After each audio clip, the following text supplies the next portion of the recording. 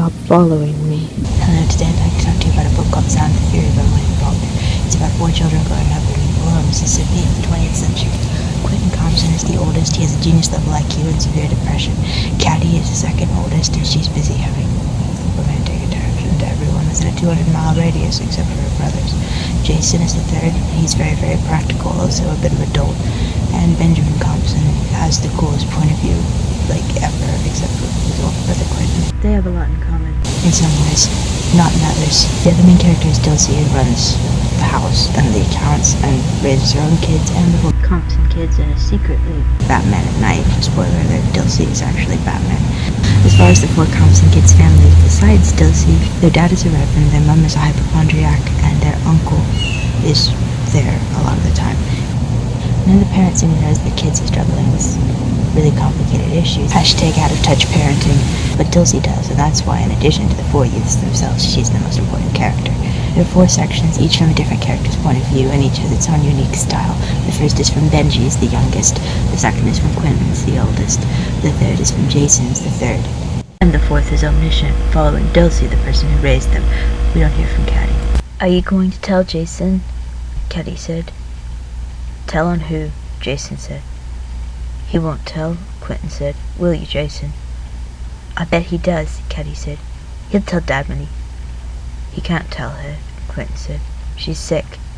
If we walk slow, it'll be too dark for them to see. I don't care whether they see or not, Caddy said. I'm going to tell myself. You carry him up the hill, Versh.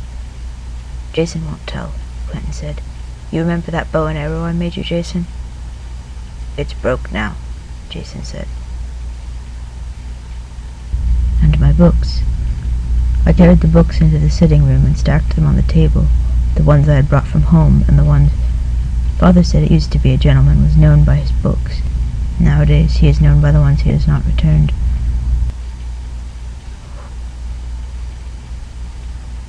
He looked at his watch. Then he walked to the door and looked at the courthouse clock. You ought to have a $1 watch, I says. Won't cost you so much to believe it's lying each time. What? He says. Nothing, I says. Before him, Lester squatted on the damp floor.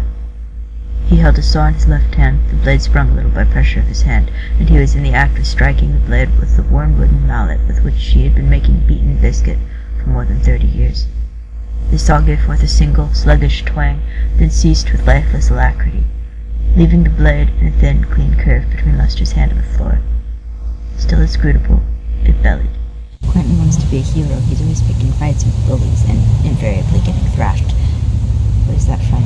Pirates of Penzance. So at one point Shreve is trying to explain to a kid named Spode, who's not a bully, who's just sort of neutral, why Quentin attacked the most recent bully, Leda lurking in the bushes, whimpering and moaning for the swan to see. And that's an allusion to Helen of Troy's mom and dad, because her mom was Leda and her dad was a swan, who was actually Zeus. At that point, when he was chilling with his homies, he was hanging out as a swan. Helen of Troy's in the Iliad. He doesn't mention the swan and Leda in the Iliad. Yeah, she would like to be one of the major characters in the Iliad. Other allusions in this book to other books. Colonel Sartorius was on a still higher place, looking out across at something, and they were waiting for him to get done looking at it and come down. There's a major character in the book called Sartorius, or Flags in the Dust. He's also Intruder in the Dust, which doesn't have anything to do with Flags in the Dust. And one of the main characters in the Hamlet and the other Snopes novels, his name is Sardis Snopes, after that Colonel Sartorius. Young Lochinvar rode out of the west a little too soon, didn't he?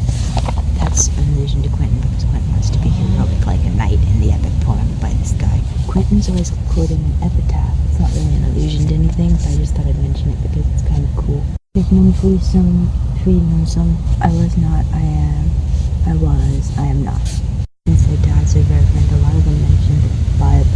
Just in their stream of consciousness, especially Quentin. This book, to a certain extent, has the most to do with Absalom, because Quentin Compson and Shreve, his roommate, are major characters in the book. It's like the tragedian in a college play. An academic Hamlet waked from some transport of the curtains falling and blundering across the dusty stage from which the rest of the cast had departed last commencement.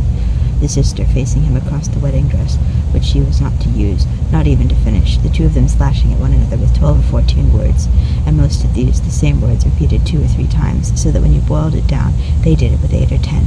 Hero complex. It's better than the theater, isn't it? It's better than Ben-Hur, isn't it? No wonder you have to come away now and then, isn't it? And Ben-Hur was a novel by Lew Wallace, which was then turned into a play, and then a really, really short, silent, black and white movie. Eventually it was like a major movie that won Oscars in the 50s, but these guys would have seen the play. Maybe the black and white movie. Or read the novel. But the allusion to theater makes me think of the play also, because Quentin seems to have been involved in theater. That Evening Sun mentions a lady who worked for them named Nancy. And later they name their mule Nancy, and they watch as her bones decompose in a ditch. And then in the Justice Museum collection, they go to visit a carpenter who teaches Quentin stuff and tells a really long, rambling narrative. The title of A Sound and a Fury is a reference to Macbeth, where it says it is a tale told by an idiot full of sound and fury. It's at the end of that same monologue with the Judson Fitz is hour up on the stage.